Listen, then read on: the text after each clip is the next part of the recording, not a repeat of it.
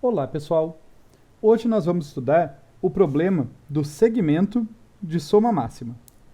Embora esse seja um problema bastante interessante, ele não é tão relevante quanto, por exemplo, o problema da busca, que de certa forma é o problema central que a gente estudou no nosso primeiro bloco sobre a implementação eficiente de tabelas de símbolos. Pensem no problema da busca nesse contexto de, dado um conjunto grandão de dados, como que eu faço buscas eficientes nesse conjunto grande e dinâmico de dados. A gente viu diversas estruturas de dados que se propõem a resolver esse problema. Ele também não é tão relevante quanto o próximo problema que a gente vai ver no bloco subsequente, que é o problema da ordenação, dado um conjunto de dados, como em pouco tempo, de modo bastante eficiente, eu consigo ordenar esses dados. No entanto, essa aula eu considero particularmente interessante, não pela relevância do problema, que é um problema legal, mas não é central como esses dois que eu citei, mas sim porque, estudando ele, a gente vai ver como o projeto e análise de algoritmos é uma ciência diversa. Como, dado um problema, a gente pode ter diversas soluções e conforme a gente vai entendendo melhor o problema, a gente pode bolar soluções nada triviais e surpreendentemente eficientes. Isso eu acho que é bastante importante para vocês entenderem, para vocês serem apresentados essa ideia. Dado um problema, não existe uma única solução óbvia para ele.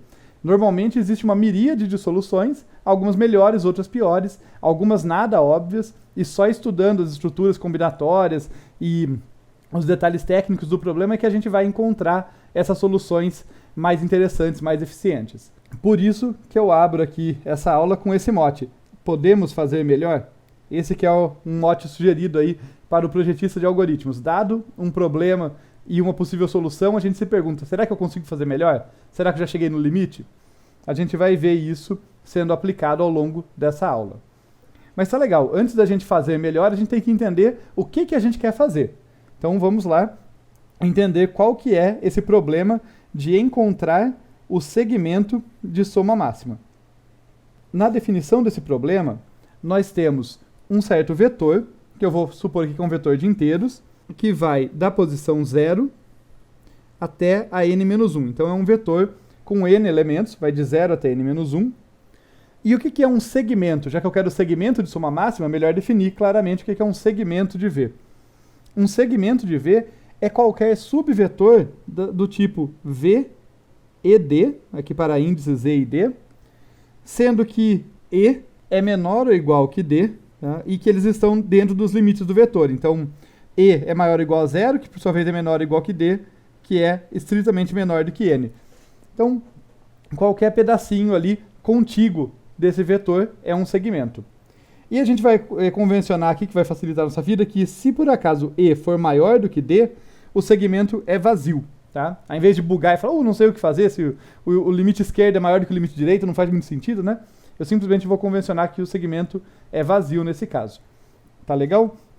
Então, isso é um segmento, e daí pensando que os elementos de V são inteiros, a soma de um segmento é a soma dos seus elementos. Tá? Então, aqui a soma do segmento vai ser a soma dos elementos que eu tenho lá. Simplesmente somar todos eles.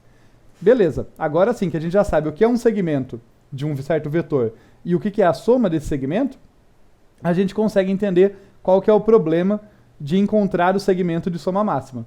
É o problema de, dado um certo vetorzinho lá de inteiros, encontrar o segmento cuja soma é maior ou igual à soma de qualquer outro segmento de V. Então, dentre todos os possíveis segmentos, eu quero aquele que tenha o maior valor. O maior valor somado dos seus elementos. Né? Tá legal. Feita essa definição, acho que cabe aqui a gente ver um exemplo para isso ficar mais palpável. Então, vamos fazer aqui, vou até pegar outra cor, um exemplo com um certo vetorzinho V, que eu vou colocar aqui os valores menos 16, 20, menos 10, 12,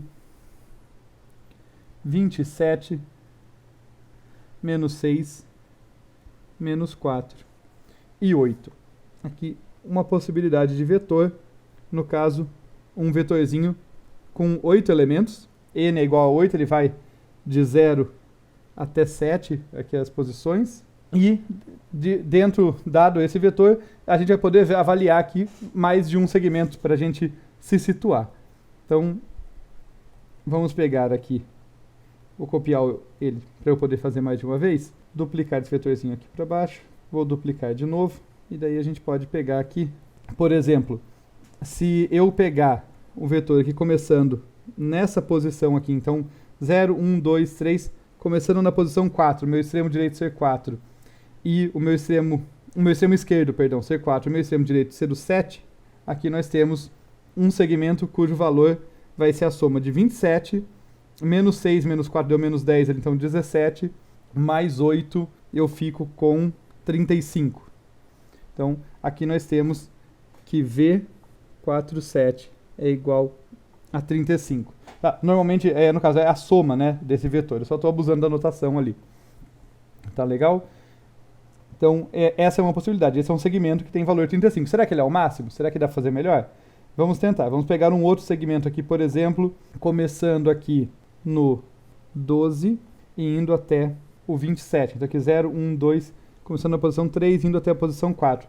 Deu 27 mais 12 aqui, 37 e 39, né? Então, o V3, 4, um segmento que começa no 3 e termina no 4, deu 39. Se eu não errei a conta, né? Espero que não seja o caso. E aí a gente pode achar segmentos ainda maiores. Por exemplo, aqui, esse eu já digo para vocês, vai ser o segmento de maior valor, começado na posição 1, terminado na posição 4. Então, o V14 aqui, que vai ter valor 20, menos 10 dá 10, mais 12, 22, 32, 42, 49. Segmento de valor 49. Esse aqui foi o máximo que a gente achou. Eu deixo para vocês inspecionarem. Ele, de fato, é o maior segmento que vocês conseguem aqui. É o segmento com maior soma que a gente vai conseguir nesse exemplo.